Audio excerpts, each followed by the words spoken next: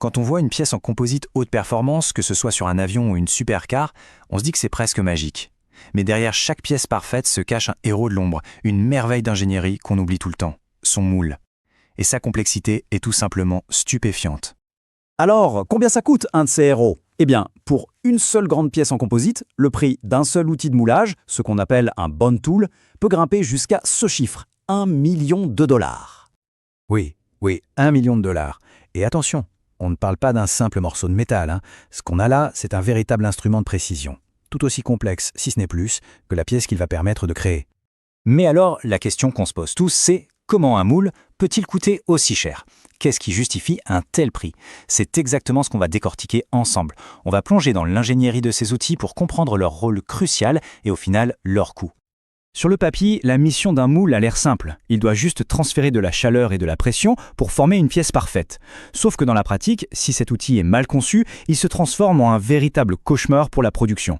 Un problème récurrent qui coûte une fortune. Et ce n'est pas simple du tout, parce que les exigences sont juste énormes. Il faut s'imaginer, l'outil doit rester stable à près de 180 degrés, résister à des pressions écrasantes, chauffer de manière parfaitement uniforme sur toute sa surface, et en plus, il doit compenser sa propre dilatation thermique. La liste de contraintes est incroyablement longue et exigeante. Avant même de choisir le matériau du moule, l'ingénieur doit faire un choix absolument fondamental. Est-ce que l'outil va définir la surface intérieure de la pièce ou sa surface extérieure? Ça peut paraître un détail, mais ça change tout. C'est le premier grand dilemme. Soit on opte pour un moule dit IML, pour Inner Mold Line. Là, on s'assure que la surface intérieure de la pièce s'ajustera parfaitement avec les autres composants, ce qui simplifie énormément l'assemblage. Soit on choisit un moule OML pour Outer Mold Line. Et là, on privilégie une surface extérieure impeccable, super lisse, ce qui est essentiel pour l'aérodynamisme. C'est un compromis fondamental à faire dès le départ. L'aile du chasseur FA-18 est un exemple parfait de ça. Pour cette pièce, l'ajustement interne était la priorité absolue, donc ils ont utilisé un outil IML.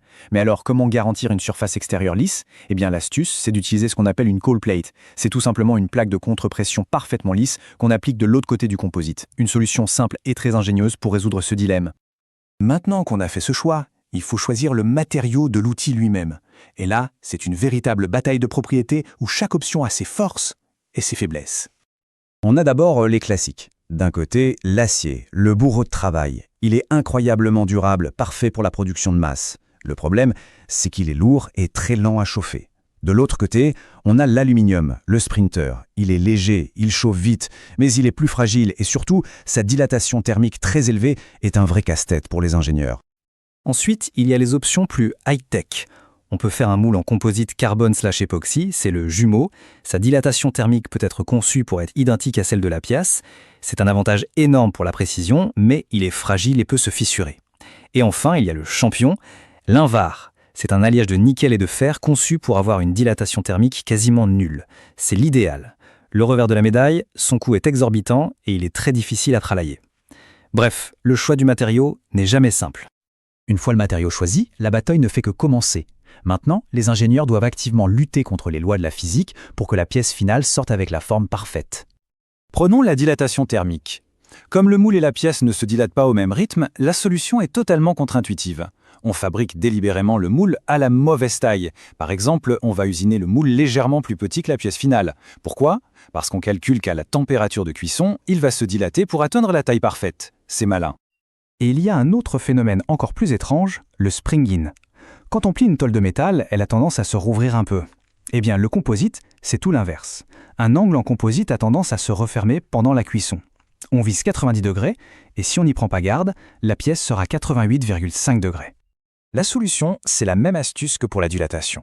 On triche avec la physique. Pour obtenir une pièce finale avec un angle parfait de 90 degrés, on va construire le moule avec un angle de, disons, 91,5 degrés. On anticipe que la pièce va se refermer pendant la cuisson pour atteindre pile l'angle qu'on voulait. C'est un combat permanent.